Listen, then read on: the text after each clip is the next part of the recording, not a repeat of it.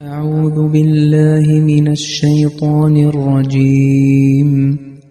بسم الله الرحمن الرحيم. وبشر الذين آمنوا وعملوا الصالحات أن لهم جنات تجري من تحتها الأنهار كلما رزقوا منها من ثمرة رزقا قالوا هذا الذي رزقنا من قبل وأتوا به متشابها ولهم فيها أزواج مطهرة وهم فيها خالدون. അസ്സലാമു അലൈക്കും വറഹ്മത്തുള്ളാഹി വബറകാതുഹു. ഇവിടെ വിശുദ്ധ ഖുർആനിലെ 2-ാമത്തെ അധ്യായത്തിലെ 26-ാമത്തെ വചനമാണ് നിങ്ങൾ കേട്ടത്. ഇതിൻ്റെ അർത്ഥം ഇപ്രകാരമാണ്: സത്യവിശ്വാസം സ്വീകരിക്കുകയും സൽക്കർമ്മങ്ങൾ അനുഷ്ഠിക്കുകയും ചെയ്യുന്നവരെ സന്തോഷവാർത്ത അറിയിക്കുക. അവർക്ക് താഴ്ഭാഗത്തുകൂടി അരുവികൾ ഒഴുകിക്കൊണ്ടിരിക്കുന്ന ആരാമങ്ങളുണ്ട്. അവിടെ വെച്ച് അവർക്ക് കായ്കനികളിൽ നിന്ന് വല്ലതും ആഹാരമായി നൽകപ്പെടുമ്പോഴെല്ലാം ഇത് മുമ്പ് ഞങ്ങൾക്ക് നൽകപ്പെട്ടത് തന്നെയാണെന്ന് അവർ പറയും. അന്യോന്യം സദൃശ്യമായ വിധത്തിലാണ് അവർക്ക് അത് നൽകപ്പെടുക. അവിടെ അവർക്ക് പരിശുദ്ധരായ ഇണകളുമുണ്ടായിരിക്കും. അവരതിൽ നിത്യവാസികളായിരിക്കും. ഇവിടെ ഹുസൂർ അവിടെ സ്വർഗത്തിലുള്ള ഭക്ഷണങ്ങളുടെ സദൃശ്യങ്ങളെ സംബന്ധിച്ച് വിശദീകരിച്ചതിന് ശേഷം പറയുന്നു, വലഹും ഫീഹ അസ്വാജും മുത്തഹറ. അതായത് അവർക്ക് ജന്നത്തിൽ, അതായത് സ്വർഗത്തിൽ വിശുദ്ധരായ ഇണകൾ ലഭിക്കും.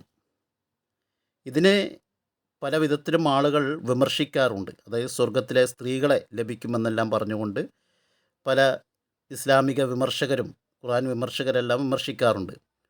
ഹുസൂർ അതിന് വ്യക്തമായ മറുപടി ഇതിൽ കൊടുക്കുന്നുണ്ട്. ഹുസൂർ പറയുന്നു, വിശുദ്ധരായ ഇണകൾ എന്നതിൻ്റെ അർത്ഥം വിശുദ്ധരായ ഭർത്താക്കന്മാരോ ഭാര്യമാരോ എന്നോ അല്ലെങ്കിൽ വിശുദ്ധരായ സഹചാരികൾ എന്നോ ആകാം.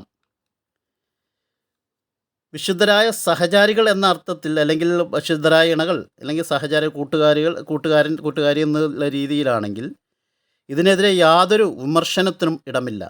കാരണം ഈ അർത്ഥത്തിൽ സ്വർഗത്തിൽ ഭക്ഷണം പരസ്പരം പങ്കിടുന്നത് പോലെ അവിടുത്തെ എല്ലാ നിവാസികളും പരസ്പരം ആത്മീയ വളർച്ചയ്ക്ക് സഹായിക്കുന്നവരായിരിക്കും. അതായത് ആന്തരികവും ബാഹ്യവുമായ എല്ലാത്തരം സമാധാനവും സഹകരണവും അവിടെ അവർക്ക് ലഭിക്കും. ഇനി ഹുസൂർ പറയുകയാണ്, ഇനി ഭർത്താവോ ഭാര്യയോ എന്ന അർത്ഥം എടുക്കുകയാണെങ്കിൽ, എന്നിട്ട് ഹുസൂർ പറയുന്നു, കാരണം അസ്വാജ് എന്ന് പറഞ്ഞ വാക്കിന് സ്ത്രീക്കും പുരുഷനും ഒരുപോലെ ഉപയോഗിക്കപ്പെടുന്നുണ്ട്.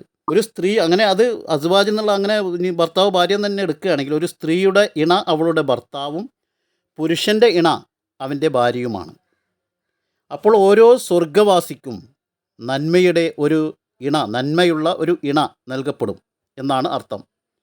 ഈ വ്യാഖ്യാനത്തിനും ഒരു വിമർശനത്തിനും ഇടയില്ല. മറിച്ച് ഇതൊരു പ്രചോദനമാണ്.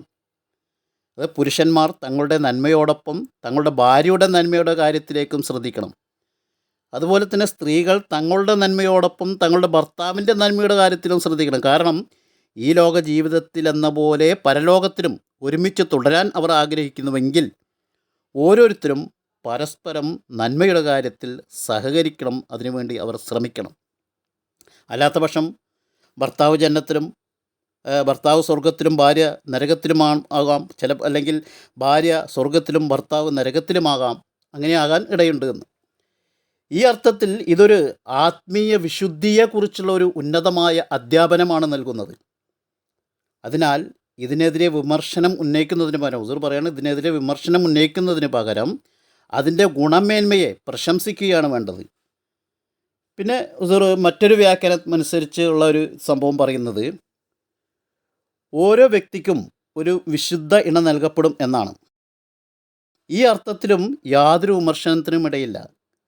കാരണം ഓരോ പുരുഷനും ഒരു വിശുദ്ധ ഭാര്യയും ഓരോ സ്ത്രീക്കും ഒരു വിശുദ്ധ പുരുഷനും നൽകപ്പെടുമെന്നാണ് ഇതിൻ്റെ അർത്ഥമെങ്കിൽ അതിനെതിരെ എന്ത് വിമർശനമാണ് ഉന്നയിക്കാനാവുക? വിമർശനത്തിന് ഇടമുണ്ടാകുന്നത് സത്യത്തിൽ എന്തെങ്കിലും അശുദ്ധമായ പ്രവൃത്തിയിലേക്ക് സൂചന നൽകുമ്പോൾ മാത്രമാണ് അതിനെ വിമർശിക്കാൻ കഴിയുകയുള്ളൂ. ഇവിടെ അങ്ങനത്തെ ഒരു സംഭവം നമ്മൾക്ക് കാണാൻ സാധിക്കുകയില്ല. ഇൻഷാ അല്ലാഹ് അതിൻ്റെ ബാക്കി അടുത്ത ദർസിൽ കൽപ്പിക്കുന്നതാണ്. വാഹിറു ദഅ്വാനാ അനിൽ ഹംദുലില്ലാഹി റബ്ബിൽ ആലമീൻ.